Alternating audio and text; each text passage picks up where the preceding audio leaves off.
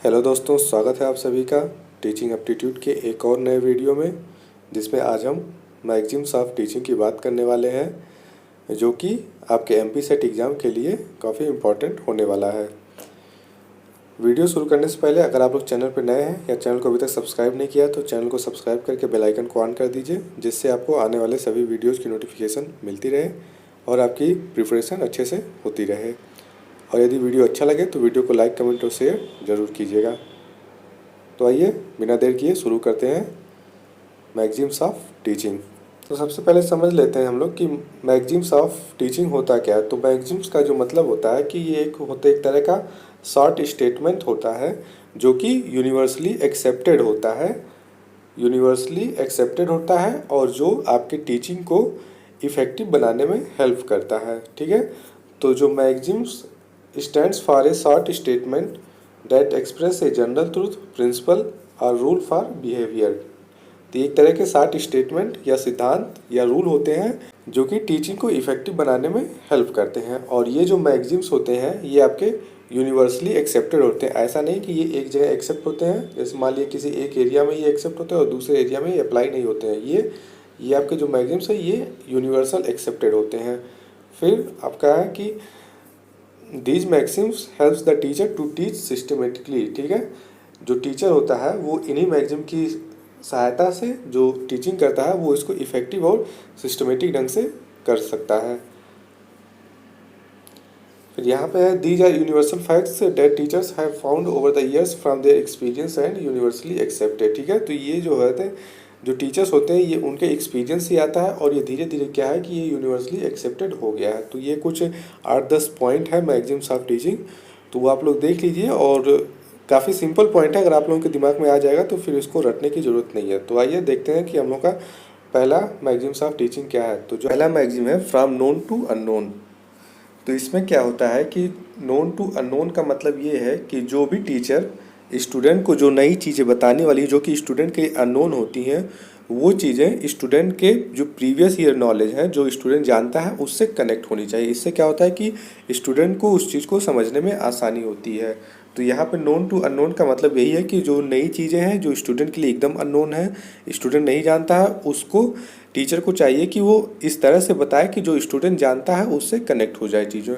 तो इससे क्या होता है कि जो स्टूडेंट है वो अच्छे से चीज़ों को समझ जाता है और वो उसके दिमाग में आसानी से बैठ जाता है। तो ठीक है, यहाँ पे यही है, a step from known to unknown explain that it is possible for student to have some prior known and unknown concept that are to be learn. तो यहाँ पे वही बात की कि जो अननोन कॉन्सेप्ट स्टूडेंट को पढ़ाया जाएगा या पढ़ाने वाला है बाय टीचर के द्वारा, वो जो है स्टूडेंट्स के जो प्रीवियस ईयर नॉलेज है जो स्टूडेंट की उस चीज़ के बारे में पहले से जानता है उससे कनेक्ट होनी चाहिए।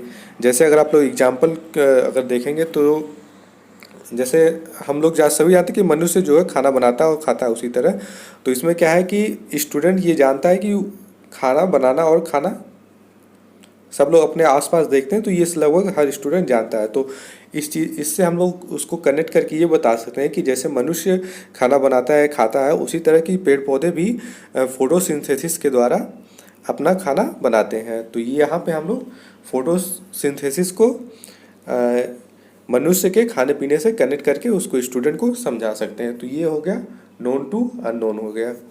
फिर नेक्स्ट है फ्रॉम सिंपल टू कॉम्प्लेक्स। तो यहाँ पे सिंपल टू कॉम्प्लेक्स का मतलब यह है कि पहले स्टूडेंट्स को छोटी छोटी जो आसान चीज़ें हैं उसको समझानी चाहिए, फिर बाद में उसको जब वो आसान चीज़ों को समझने लगे, उसके अंडरस्टैंडिंग बढ़ जाए, तो उसके बाद धीरे धीरे लेवल को बढ़ाते हुए कॉम्प्लेक्स की तरफ ले जाना चाहिए। ऐसा नहीं है कि आप स्टूडेंट को बिना जोड़ घटाना सिखाए उसको डायरेक्ट इंटीग्रेशन पे ले आएंगे, तो इससे क्या होता है कि जो बच्चा है उसको कुछ भी समझ नहीं आएगा। तो जो टीचिंग है उसको इफ़ेक्टिव बनाने के लिए ज़रूरी यही है कि चीज़ों को सिंपल से कॉम्प्लेक्स की तरफ ले जाया जाए। Teacher must teach simple concept first to make a strong base for the complex concept and slowly increase the level of complexity for students. तो वही बात है कि चीज़ों को पहले आसान चीज़ें बच्चों को बताया जाए, फिर उसके बाद लेवल को बढ़ाया जाए और कॉम्प्लेक्स की तरफ ले जाया जाए। ऐसा नहीं कि डायरेक्ट उसको कॉम्प्लेक्स चीज़ें बताई जाए तो वो कॉम्प्लेक्स भी नहीं समझ में आएगी और सिंपल तो बताया ही नहीं है तो वो भी नहीं समझ आएगा। तो ये आपका सिंपल टू कॉम्प्लेक्स हो गया। फिर नेक्स्ट है पार्टिकुलर टू जनरल। तो पार्टिकुलर टू जनरल का मतलब यही है कि जैसे मान लिया आप कोई भी चीज़ बच्चों को पढ़ाना है, तो उसमें क्या होता है कि पहले बच्चों को एग्जाम्पल के द्वारा उस चीज़ों को समझाए। जैसे हमारे कई ढेर सारे एग्जाम्पल बच्चों को दे दिए गए, अब उनसे खुद ही कहा जाए कि वो चीज़ों को जनरलाइज करें और एक स्टेटमेंट पे आए। ठीक है, तो ये जो एग्जाम्पल बच्चों को दिए गए हैं, इससे जब बच्चा उस एग्जाम्पल को देखेगा ढेर सारे, तो वो एक पर्टिकुलर स्टेटमेंट पे आ जाएगा कि इतने सारे एग्जाम्पल ये इस एक बात को कह रहे हैं, तो इसका मतलब ये होगा कि इसका मतलब ये हुआ कि ये सारे एग्जाम्पल एक जनरल स्टेटमेंट को फॉलो करते हैं। तो इस तरह हो गया ये पार्टिकुलर टू जनरल का एग्जाम्पल हो गया। जैसे आप कह सकते हैं कि इसको इंडक्टिव भी कह सकते हैं। जैसे आप लोग पढ़े होंगे अगर रिसर्च में, तो इंडक्टिव आर्गुमेंट होता है, उसमें क्या होता है कि इंडिविजुअल टू जनरल पे जाते हैं, मतलब इंडिविजुअल से होल की तरफ जाते हैं। तो वही है यहाँ पे पर्टिकुलर टू जनरल है। जैसे मान लीजिए स्टूडेंट को एग्जाम्पल समझाते जाए ढेर सारे, फिर उसके बाद एक जनरल स्टेटमेंट पे आ जाए, तो ये आपका हो गया पर्टिकुलर टू जनरल। इससे क्या होता है कि स्टूडेंट जब चीज़ों को अपने आसपास हो रही चीज़ों को देखता है, जो भी है उसके एग्जाम्पल को देखता है, तो वो खुद ही एक जब जनरल स्टेटमेंट बताई जाती है उसको, तो वो समझ जाता है कि इसका ये हो रहा है, इसका ये हो रहा है, तो ठीक है इन सब का ये स्टेटमेंट होगा, एक जनरल स्टेटमेंट ये हो जाएगा। तो यहाँ पे the teacher should give particular examples of an incidents और scenario and then the student should be asked to generalise them. तो वही है, उसको एग्जाम्पल के थ्रू समझाया जाए और फिर उसके बाद एक लास्ट में जनरल स्टेटमेंट बताया जाए कि इन सब का जो होल मीनिंग है उस पूरे एग्जाम्पल को समझाने का, उसका ये मतलब होगा। फिर नेक्स्ट है आपका फ्रॉम होल टू पार्ट। तो इसमें भी यही है, होल टू पार्ट का मतलब है कि मान लीजिए जैसे कोई चीज़ है आपको पूरी, जैसे मान लीजिए आप लैपटॉप देखते हैं, ठीक है, तो वो लैपटॉप पूरा एक होल है। ठीक, लैपटॉप को एज ए होल में देखिए, फिर उसके बाद अगर स्टूडेंट को बताना है तो पहले लैपटॉप के बारे में बताइए, फिर उसके बाद उसके जो लैपटॉप के अंदर के जो पार्ट्स हैं, जो जो भी उसमें सॉफ्टवेयर होते हैं, फिर अंदर के जो भी चिप लगे होते हैं, जो भी चीज़ें हैं, उसके बाद उनको समझाया तो वो चीज़ों को अच्छे से समझ आएंगे। जैसे जो चीज़ें जैसे मान लीजिए आपको, जैसे मान कोई पेड़ है, ठीक है, तो पेड़ क्या है कि वो पूरा एक होल है, वो स्टूडेंट को दिखता है, तो वो स्टूडेंट देखेगा आसानी समझ जाएगा कि ये पूरा पेड़ है, इसमें पत्ते हैं और इसमें फल लगते हैं, फूल लगते हैं। ठीक है, ये स्टूडेंट समझ गया, ये उसको पूरा होल दिख रहा है। फिर तो इस तरह से स्टूडेंट को बताया कि ये पेड़ है, पत्ते हैं, फूल हैं, और फिर इतना समझेगा। फिर उसके बाद उसको पेड़ के और भी अंदर जो भी पार्ट होते हैं, जैसे उसमें टहनियाँ होती हैं ढेर सारी, फिर अंदर आते हैं उसकी जड़ें होती हैं, फिर उसमें जो पेड़ के छाल होते हैं उसके अंदर भी कई पार्ट होते हैं। तो इस तरह से पहले होल को स्टडी करके फिर उसके बाद पार्ट को स्टडी करने से क्या होता है कि जो स्टूडेंट है उसको आसानी से चीज़ें समझ में आने लगती हैं और जो टीचिंग होती है वो इफ़ेक्टिव हो जाती है। तो यहाँ पे वही मतलब है कि होल टू पार्ट, मतलब पहले पूरी चीज़ स्टूडेंट को बताई जाए, फिर उसके बाद उसके जो कई ढेर सारे पार्ट हैं उसको समझाया जाए धीरे धीरे। तो यहाँ पे है it is easier for student to understand the entire concept at once and then focus on its multiple parts. ठीक है, तो जो पूरी है इंटायर कॉन्सेप्ट उसको पहले एक बार बताया जाए, फिर उसके बाद उसके जो भी पार्ट्स होंगे, ढेर सारे पार्ट्स होंगे, तो उसको धीरे धीरे फिर बताया जाए। This is a great way to make students learn the concept and create an understanding of them. तो इसका मतलब ये है होल टू पार्ट। नेक्स्ट है फ्रॉम साइकोलॉजिकल टू लॉजिकल। तो इसमें है one of the things that the teachers should always keep in mind in the capacity, interest and ability of their student. तो इसमें यही कहा गया कि जो प्रत्येक स्टूडेंट हो उनकी कैपेसिटी या इंटरेस्ट जो भी होती है वो अलग अलग होती है, और टीचर को ये समझना चाहिए कि उसके किस स्टूडेंट के पास किस तरह की एबिलिटी या कैपेसिटी है, और उस हिसाब से फिर टीचर को बाकी चीज़ें पढ़ानी चाहिए। तो इसमें क्या होता है कि साइकोलॉजिकल टू लॉजिकल का मतलब यही है कि जो भी स्टूडेंट के मन में पहले से धारणाएं चली आ रही हैं उसको इस तरह से कनेक्ट करके उसको एक लॉजिकल वे में कनेक्ट कर देना चाहिए, जिससे बच्चा उस चीज़ों को लॉजिकली समझ सके कि इसका ऐसा है तो ये क्यों है।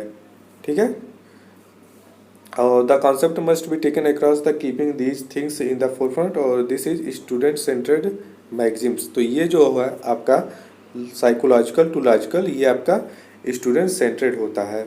तो यहाँ पे क्या है कि साइकोलॉजिकल मतलब आपका मन से है, और लॉजिकल मतलब कि कोई भी चीज़ को किसी एक अगर कोई चीज़ ऐसी है तो उसको क्यों है, ये जो रीज़न होता है, ये लॉजिक होता है, किसी चीज़ का जो तर्क होता है उस तरह से उसको कनेक्ट करनी चाहिए। फिर नेक्स्ट है आपका फ्रॉम इंडक्शन टू डिडक्शन। तो ये भी आपका वही जो अभी ऊपर बताया गया कि पार्टिकुलर टू जनरल, उसी तरह का स्टेटमेंट है कि ये इंडिविजुअल से होते हुए आपका पूरे होल में जाना चाहिए, एक जनरल स्टेटमेंट अप्लाई करना चाहिए। तो यहाँ पे एग्जांपल के थ्रू जैसे आपको ढेर सारे एग्जांपल दिए, फिर उस एग्जांपल से जो एक पर्टिकुलर स्टेटमेंट निकल रहा है, तो ये आपका इंडक्शन टू डिडक्शन हो जाएगा।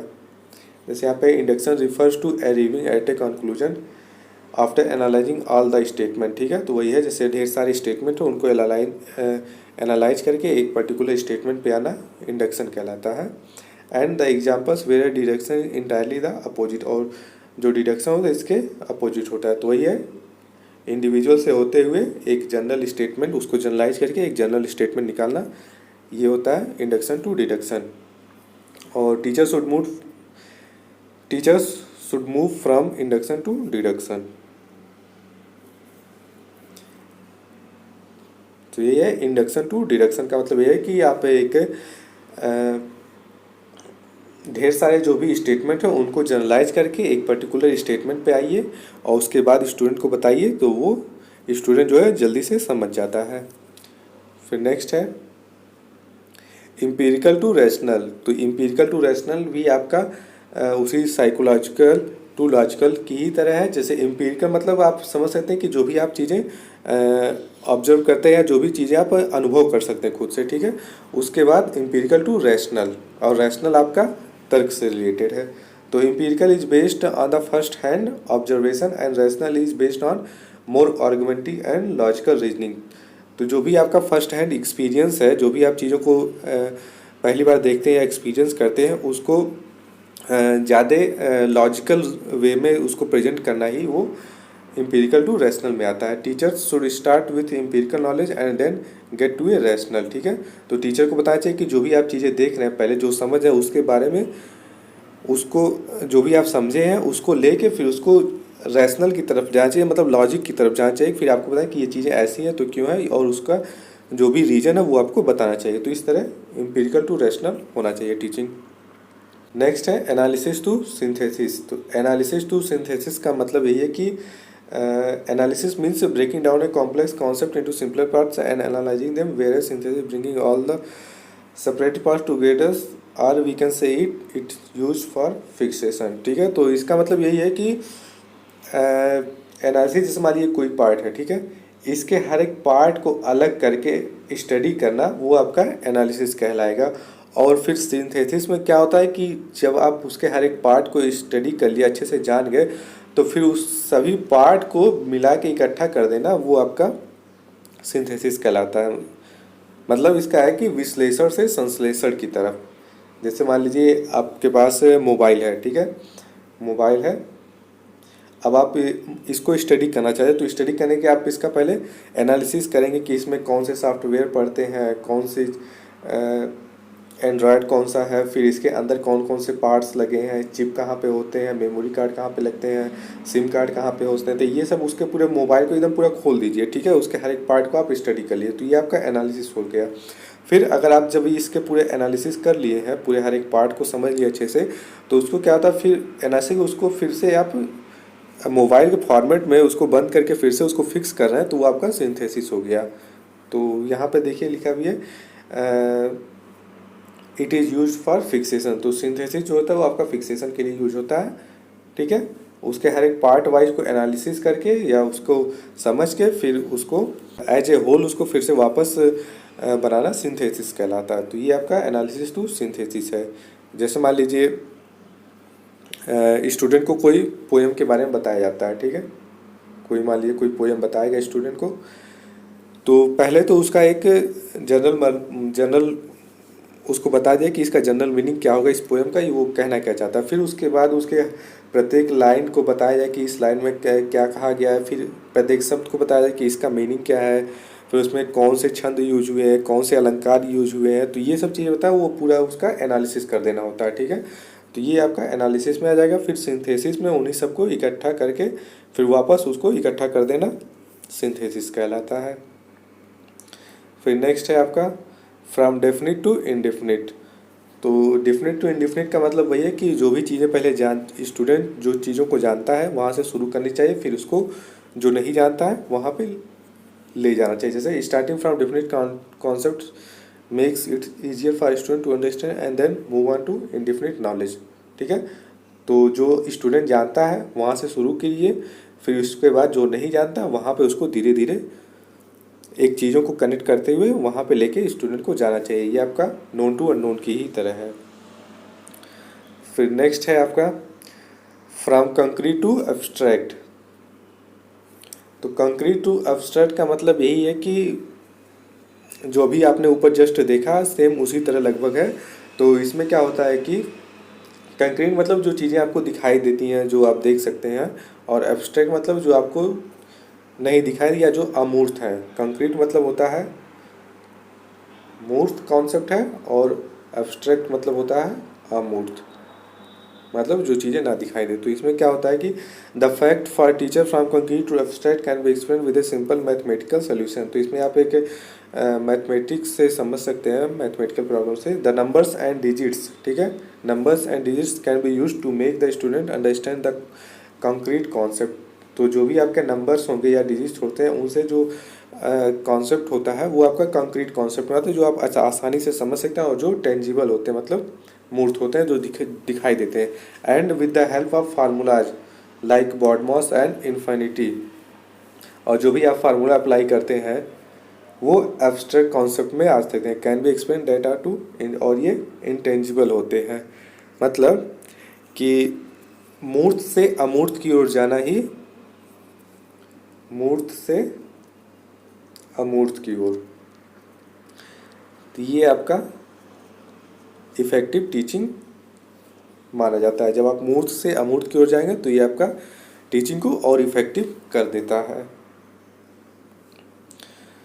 तो आज के लिए इतना ही दोस्तों। वीडियो अगर आपको अच्छी लगी हो तो वीडियो को लाइक, कमेंट और शेयर जरूर कीजिएगा। और अगर यदि आपके पास कोई क्वेश्चन है तो आप कमेंट में ज़रूर हमसे पूछिए, और मिलते हैं नेक्स्ट वीडियो में। तब तक के लिए धन्यवाद।